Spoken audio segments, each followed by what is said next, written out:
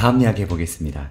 AI가 존재하려면 AI 반도체라든지 클라우드 같은 인프라도 필수일 테고, 그 외에 투자자들이 얼른 AI와 관련 짓기가 어렵겠지만 사실 밀접하게 엮이는 산업 영역도 다른 것도 있을 텐데, AI 산업 결국은 돈 많은 사람이 돈 많은 국가가 투자해야 되는 게 정말 중요한 것 같아요. 어떤 의견 갖고 계세요? 또 이야기 부탁드립니다.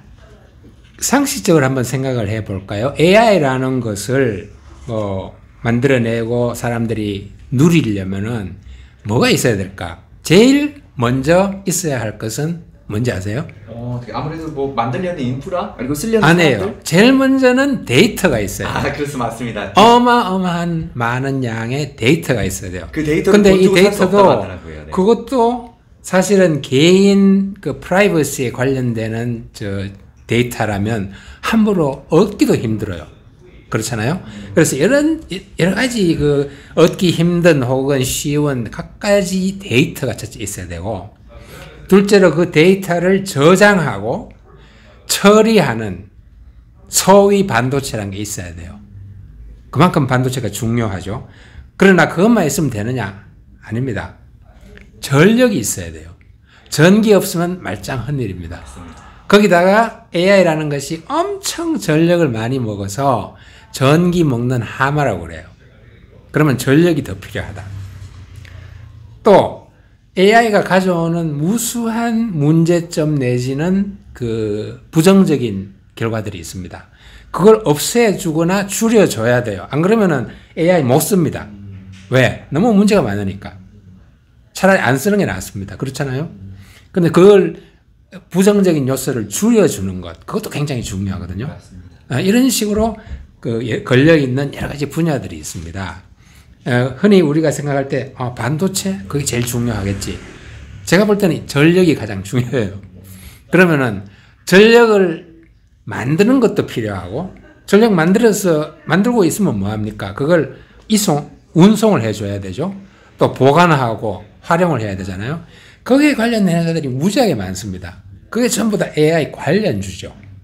그 다음 클라우드도 물론 AI 기술에 필요하지만, 클라우드를 서버를 움직이는 그 데이터 센터들이 세계에 이제 엄청나게 많은데, 그 데이터 센터들이 열을 굉장히 많이 냅니다. 위험할 정도로. 그러면 열을 냉각시켜줘야 돼요. 안 그러면 계속적으로 쓸 수가 없습니다. 그러면 열을 식혀주는 냉각, 공조 서비스도 AI와 밀접한 연관을 갖습니다. 최근에 불과 몇 주 전인가요? 삼성전자와 LG가 공조 사업에 뛰어들었다고 그래요. AI 때문에. 그런 식으로 AI가 끌고 가는 산업 영역들이 굉장히 많습니다. 그래서 우리가 투자를 할 때도 AI 관련주 그러면 MS, 오픈 AI 그것만 생각할 게 아니고, 최근에 정말 상상을 불허할 정도로 급등한 주식들이 들어있잖아요. 한미반도체 아실 거예요. 삼성전자 아닙니다. 한미반도체. 그 다음 LS전선 어마어마하게 뛰었습니다. 맞아요. 왜 갑자기 전선이야?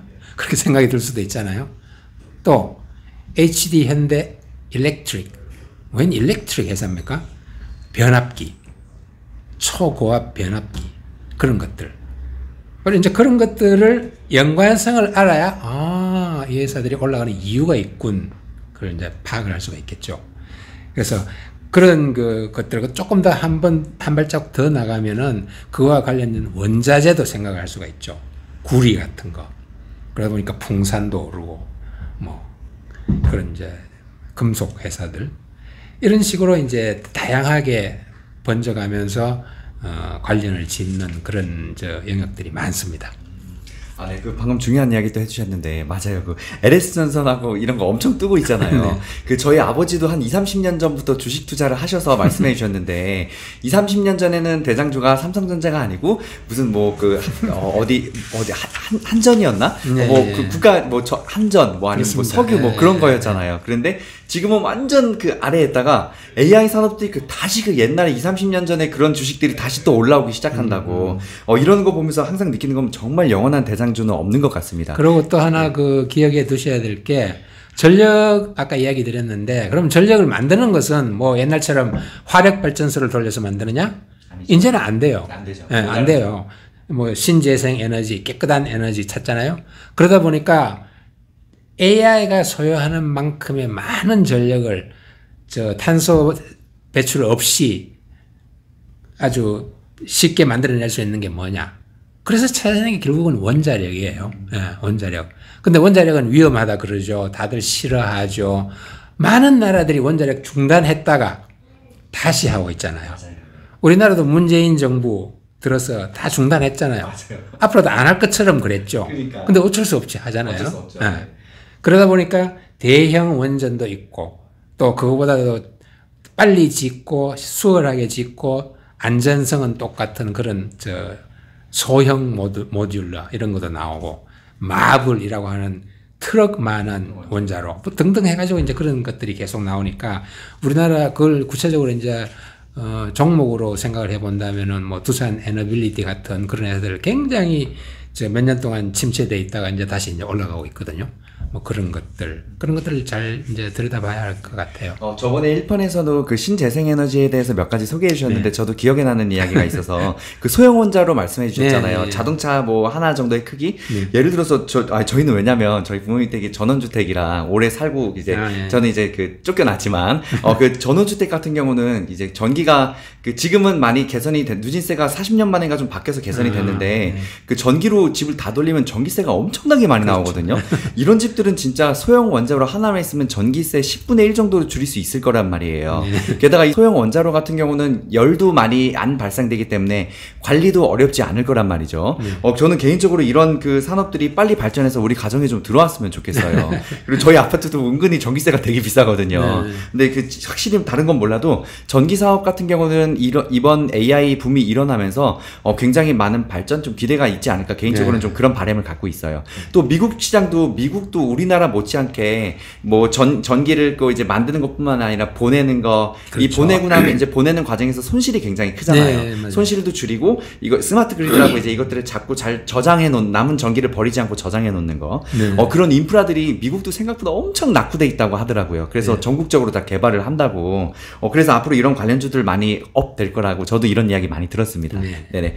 다음 이야기 또 이어서 해보자면 사실 지금 AI 산업에서 제일 빠질 수 없는 기업이 바로 엔비디아입니다. 개인적으로 저도 그 컴퓨터 생활을 오래 하다 보니까 저는 엔비디아를 한 15년, 20년 가까이 지켜봤어요. 네. 그리고 최근에 이제 엔비디아가 AI 주식이 뜨기 시작하니까 사람들이 그 GTC, 엔비디아가 신제품을 뭐 2, 3년 주기로 보통 발표를 하는데 그때마다 그 발표회를 열어요. 그런데 불과 한 5, 6년 전에도 아무도 관심이 없었거든요. 저는 이제 그때 저는 한 15년 전부터 그걸 뭐 봤으니까 인터넷이 보급된 지 얼마 안 된 시절부터 그걸 봤으니까 뭐 잡지로 통해서도 보고 그다음부터 이제 유튜브를 통해서도 계속 봤었으니까. 근데 이게 어떻게 달라졌냐면요. 옛날에는 우리 그래픽카드 신제품 나왔어요. 어느 정도 성능 내도 전기 어느 정도 덜 먹고 열도 이 정도 잡아줍니다 하고 자기네 신제품만 2시간 정도 이야기를 했거든요. 근데 최근에 한 4, 5년 전부터 어떤 추세냐면 우리 신제품 나왔어요. 좋아요. 띡 5분 얘기하고 무슨 AI하고 뭐 생성돼서 어떤 산업이 이걸로 어떤 프로그램 들어가고 완전 알 수 없는 얘기를 한 4, 5년 전부터인가 하더라고요. 지금 그게 이거였던 거죠. 근데 당시에는 저는 잘 몰랐으니까. 네. 이렇게 산업이 지금 AI, 죄송해요. 질문이 인트로가 너무 길었네요. 그 AI 반도체는 이제 엔비디아를 빼고 이야기할 수 없을 정도인데, 최근에 주가도 고공해지를 거듭해서 이제 애플 멱살 잡고 있습니다. 이 코앞까지 왔습니다. 지금 사실, 너무 고점인데, 개인적인 의견으로 저라면 저는 엔비디아 지금도 늦지 않았다고는 생각해요. 하지만, 오르긴 너무 많이 올랐어요. 그렇죠. 위험하니까 건드리지 않는 게 좋을지, 혹시 어떤 의견 갖고 계세요? 이제 정말 이제 어려운 질문 중에 하나인데, 네. 2023년 초에 우리나라에서도 그런 일이 벌어졌었죠. 그래. 메디컬 관련 AI 솔루션을 개발하는 이제 여러 가지 회사들이 있었는데, 불과 뭐 한두 달 사이에 4배, 5배 이렇게 올랐던 기억이 있습니다. 그러면은 그때도 자, 지금 2배 올랐네? 이제는 안 오르겠지? 지금 타면 안 되겠지? 그래서 투자를 못 하는 거거든요. 네, 그렇게 못 하는 거죠. 네, 맞아요. 그러나 또 동시에 4배, 5배 올랐는데, 더 갈 거야! 하고 뛰어들었다가 절반, 4분의 1, 이렇게 내려가는 것을 경험한 사람도 있어요. 그러므로 사실 이거는 정답이 없습니다. 그러나, 굳이 답을 하자면, 이 순간에도 엔비디아라는 회사의 프로와 콘을 따져봐야 됩니다. 다시 말해서 장점, 좋은 점, 강점, 그리고 약점 혹은 문제점 혹은 위험한 점 이런 것들을 한번 따져봐야 되는 거죠. 근데 엔비디아는 참 정말 특이한 회사인 것이 GPU라는 것을 게임 때문에 사실은 개발을 했었고 게임에 주로 쓸 목적으로 하다가 어느 순간에선가 젠슨 황이 이게 AI를 학습하거나 구동하는 데에 특히 학습하는 데에 탁월한 그런 기능이 있다. 다른 모든 반도체보다도 훨씬 이점이 있는 그런 제품이다 하는 것을 이제 깨달았다고 그러는데 그때 이후로 AI 가속기라는 것을 만들게 되죠. 그 AI 가속기가 없으면 AI가 구동이 안 된다. 이런 식으로 이제 생각을 해 두시면 될 것 같아요. 자세한 기술적인 거는 모르더라도. 근데 AI 가속기가 자기들이 만든 GPU에다가 몇 개의 HBM이라는 고성능 메모리를 합친 겁니다. 그러니까 HBM 몇 개 플러스 GPU가 AI 가속기다. 이렇게 알아두시면 될 것 같아요. 근데 이제 그 GPU나 이 HBM에 따라서 계속해서 방금 말씀하신 것처럼 아주 1년 단위 정도로 업데이트된 제품이 나오는 거죠. 처음에 지금도 쓰이고 있습니다만 처음에 나왔던 게 H100이라고 H100라고 해서 H100이라는 이제 가속기가 처음 나왔죠. 그것이 거의 뭐 전 세계 시장의 한 90%를 장악할 정도로 독점 상황이었는데 그 후로 바로 GH라는 게 나왔어요. 그레이스 호퍼라고 해서 GH라는 이제 업그레이드된 제품이 또 나왔고 거기서 한 발자국 더 나가서 블랙웰이라고 하는 가속기가 또 나왔습니다. 블랙웰이 최양산에 들어가기도 전에 며칠 전에 루빈이라고 하는 새 제품이 또 이제 공개가 됐죠. 이런 식으로 엄청난 속도로 이 업그레이드를 해가면서 AI 가속기 시장을 완전히 휘잡고 있는 거죠. 어느 누구도 지금 현재로서는 경쟁이 될 수가 없어요. 근데 이게 거꾸로 봐서 워낙 그렇게 독보적인 그 독과점을 하고 있으니까 역설적으로 저항세력이 엄청나요. 그러니까 가속기를 쓰는 모든 회사들이 이거 우리가 만들면 안 돼? 이렇게 되는 거죠. 그런 점에서는 엔비디아의 독점적인 지위가 독이 될 수도 있다는 거죠. 엔비디아라고 그걸 모르겠습니까? 알죠. 거기에 대비도 할 것이고 확장도 할 것이고 그래서 지금은 엔비디아는 반도체 기업이 아닙니다. 종합 AI 플랫폼 기업입니다. 심지어는 신약 개발을 위한 바이오 쪽에서 유용하게 쓸 수 있는 그런 신약 개발 플랫폼도 갖고 있어요. 엄청난 회사입니다. 그 다음에 기후 예측을 하는 그런 솔루션도 갖고 있고 이게 뭐 정말 스스로 거의 생태계를 구축하고 있다고 해도 좋을 정도로 엄청난 회사로 지금 변모를 하고 있어요. 그런 걸로 본다면은 최근에 어떤 그 투자은행인가 해서 앞으로도 30%는 더 상승 여력이 있다라고 이야기했었어요. 저는 개인적으로 조금 걱정은 됩니다. 만약에 제가 돈이 있어서 한 10억을 들고 엔비디아 투자할래? 그러면 저는 안 할 것 같아요. 지금 현재로서는 안 할 것 같은 그런 상황이지만 어쨌든 그런 프로와 콘을 따져서 확신이 든다면 해볼 수도 있을 문제라고 생각합니다. 중요한 이야기 많이 해주셨습니다. 사실 투자에 대한 타이밍은 누구도 말할 수 없고 우리가 말하는 모든 정보를 듣고 본인이 판단해서 투자하는 게 맞는 그렇죠. 거고요.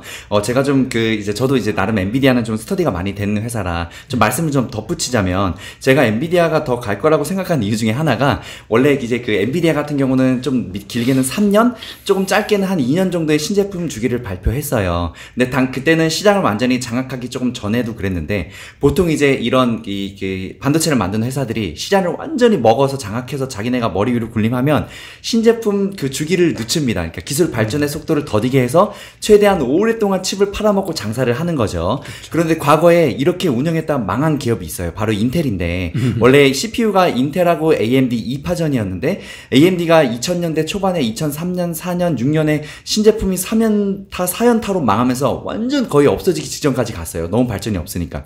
인텔이 그래서 당연히 그 시장을 장악하니까 얘네들이 얘들이 시장을 장악했으면 그래도 계속 기술 발전을 해야 되는데, 와, 그다음부터 이제 기술 발전이 없어지는 거예요. 무려 한 6년인가 7년 동안 14나노 그 공정으로, 그러니까 신제품을 1년에서 2년 주기로 발표하는데 성능이 뭐 한 1% 향상? 그러니까 2년에 1%, 그러니까 한 7, 8년 동안 발전이 거의 없던 거예요. 그래서 저는 개인적으로 너무 화가 났죠. 돈은 비싸게 점점 받으면서 똑같은 상품, 그러니까 전혀 개선이 안 된 상품으로 계속 장사하면서 울겨먹기를 하는 거예요. 아, 이 회사 언젠간 이러다 망한다, 두고 보자 하는데, AMD가 한 CEO를 갑자기 여자로 교체하더니만 한 8, 9년을 칼을 갈더니만 이제 라이젠이라는 AMD CPU 신제품을 딱 들고 나왔는데 성능이 너무 좋아진 거예요. 그래서 인텔이 그때부터 추락하기 시작했거든요. 거기다가 플러스 여기서 이제 인텔이 하도 발전이 없으니까, 애플은 원래 자기네 칩을 만들던 회사가 아니었습니다. 인텔이 그런데 인텔 거만 받아서 애플 맥북이고 전부 다 모든 컴퓨터에 다 인텔 칩만 썼는데, 야, 발전 너무 없다, 안 되겠다, 우리가 한번 만들어보자 해서 M1이라는 칩을 처음 내놨는데 이게 성능이 만들고 보니까 너무 괜찮은 거예요. 그러니까 인텔을 버리기를 정말 잘한 거죠. 그래서 인텔은 지금 고객 세계 최고의 기업인 애플이라는 고객도 잃었고, 아무래도 발전 속도를 더디게, 시장을 잡은 뒤로 더디게 가다 보니까 AMD에도 기술이 밀리게 됐고, 최근에 그래서 너무 많이 몰락을 했거든요. 그래서 저는 엔비디아도 혹시나 이제 같은 길을 가지 않을까 했는데, 이번에 컴퓨텍스에서 엊그저께 젠슨 황이 하는 발표를 보고 저는 좀 깜짝 놀란 게, 보통 시장을 장악을 하면 이제 최대한 이 기술을 천천히 발전시키면서 오래 울거먹고 장사를 해야 되는데, 아니다, 우리 AI 간섭기 원래 2, 3년에 한 번씩 내는데 앞으로 1년 동안 신제품 내겠다. 지금 이제 올 연말에 나온다는 브로드웰 칩이 아직 나오지도 않았는데 브로드웰 다음 칩을 발표를 했습니다, 이번에. 블랙웰. 네네, 블랙웰의 다음 칩 루비를 발표를 했단 말이에요. 아직 나오도 않았는데 그 다음 세대를. 그래서 오히려 우리가 지금 완전히 시장을 지금 잡았는데도 발전 속도를 더 빠르게 가겠다. 저는 이거를 보고, 아, 그럼 이 회사 좀 더 가겠구나라고 개인적으로 의견을 갖고 있어요. 물론 개인적인 의견일 뿐입니다. 판단은 본인이 해야겠죠. AI 산업이 이렇게 진짜 시장을 장악했을 때 절대 자만하면 안 된다는 걸 저는 인텔의 사례를 보면서 정말 잘 알고 있습니다. 아, 네. 말이 너무 길었네요. 다음 이야기 해볼게요. 또 책에 AI 산업의 Next Big Thing, 다음 산업, 이제 로봇 산업을 이야기하셨는데, 어떤 이유로 그렇게 생각하실 수 있을지, 한국 로봇 산업에 대해서 어느 정도 지위를 또 점하고 있는지 의견 부탁드립니다. 네. 뭐 형태도 다양하고 또 발전의 수준도 천차만별이지만 로봇이라는 것은 상당히 오래전부터 우리 곁에 있어 왔었습니다. 챗 GPT 혁명이 일어나기 전에도 여러 가지 이제 분야에 그렇게 발전이 된 상태는 아니지만 그래도 로봇이 투입돼서 적지 않은 생산성 증대 효과를 가져왔었죠. 그러다가 이제 최첨단 AI 기술을 만나면서 로봇이 이제 이해하고 추론하는 그런 능력까지 급성장을 하고, 따라서 활용도도 이제 눈에 띄게 늘어난 거죠.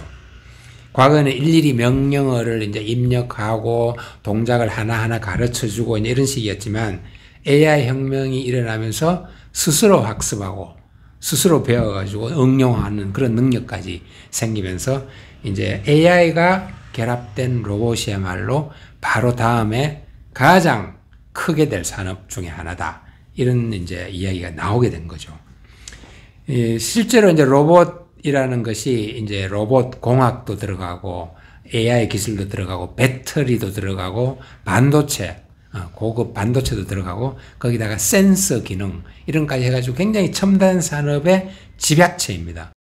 거기다가 인간의 모습을 닮은 휴머노이드라고 하는 그런 로봇들은 거의 뭐 로봇 산업의 정말 마지막 최종 목표라고 할 정도로, 거기에다가 AI에 비해서도 로봇 산업 자체가 아직 활짝 꽃핀 그런 상태가 아닙니다.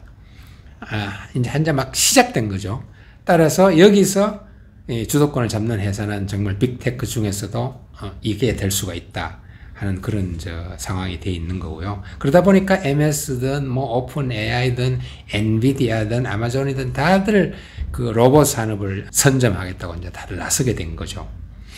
우리나라도 별로 다르지 않습니다. 우리나라도 뭐 이미 로봇을 사용한 것은 오래됐고, 그리고 또 미국 회사지만 보스턴 다이내믹스다 그러면 아마 한국 사람들도 귀에 익숙한 그런 이름일 거예요. 왜냐하면 현대차에서 벌써 3년인가 4년 전에 벌써 투입을 해서 자금을 투입해서 일찌감치 로봇 사업에 들어갔거든요.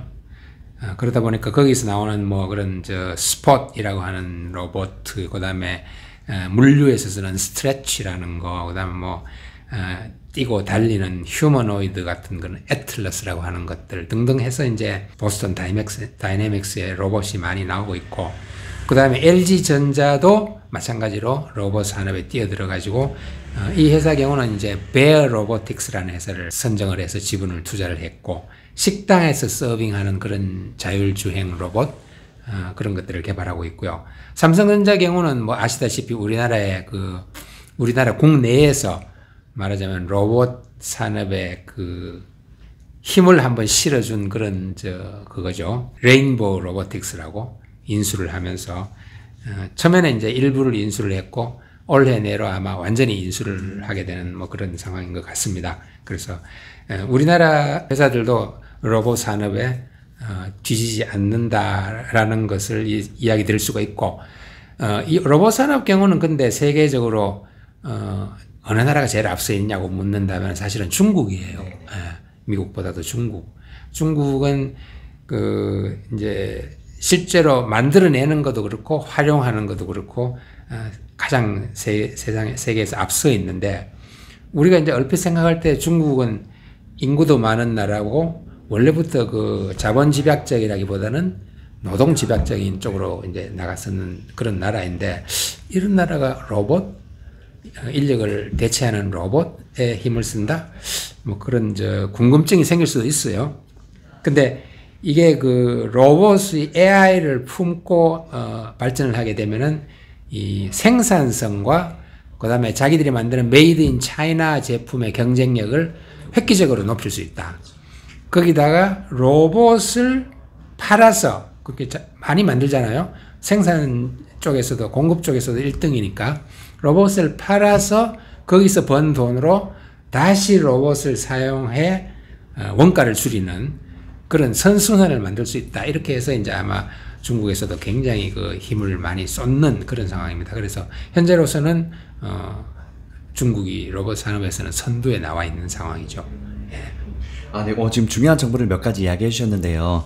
저도 전적으로 지금 작가님 하신 말씀 중에 동감하는 게, AI 산업의 모든 끝의 목표는 저도 로봇이라고 생각합니다.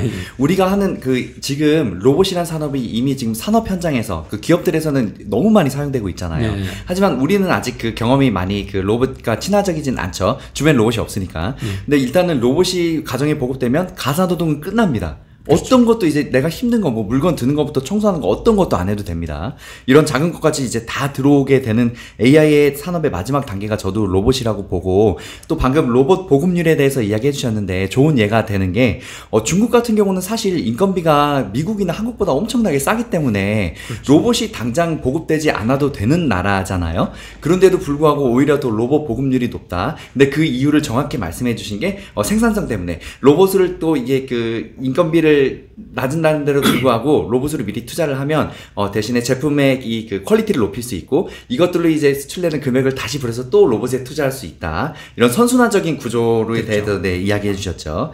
네, 다음 이야기해 보겠습니다. 아까도 이야기해 주셨는데 사실 AI가 바이오 헬스케어 영역에서도 엄청난 혁신을 이루고 있다고 하더라고요. 신약 개발에 특히 AI가 정말 많은 영향을 미친다고 하는데 주목할 만한 기업들 또 자세하게 또 설명해 주신다면 의견 좀 부탁드립니다. 예, AI가 사람의 생명과 관련되는 바이오 혹은 메디칼 이 분야에서 혁신을 가져온 것은 뭐 너무나 당연한 일이죠. 그리고 그 충격파도 사실은 그 사람의 목숨과 관련되는 영역이기 때문에 더 큽니다. 그래서 크게 보면은 질병을 진단하는 것, 그리고 질병을 치료하는 것, 이 두 가지가 이제 가장 큰 이슈가 될 수가 있고, 그 다음에는 신약 개발, 이렇게 이제 볼 수가 있겠죠. 그래서 질병을 진단하고, 진단이라는 것이 의사, 즉 사람이 진단을 하게 되면 사실은 100% 정확하기가 어렵잖아요. 실수도 있을 수가 있고 여러 가지 이제 요소가 있는데, AI가 여기 개입되어서 정확하게 진단을 해준다면은, 그렇다면은 질병 예방과 치료에 엄청난 도움이 될 겁니다. 그래서 실제로 AI 솔루션, 메디컬 목적을 위한 AI 솔루션을 제공하는 그런 국내 기업도 굉장히 많죠. 루닛이라든가 뭐 JLK, 뷰노 뭐 이런 회사들이 있습니다. 딥노이드 이런 회사들도 있고요. 그래서 그런 회사들이 전부 다 AI 솔루션을 가지고 국내외에서 좋은 성과를 이루고 있는 중이고요.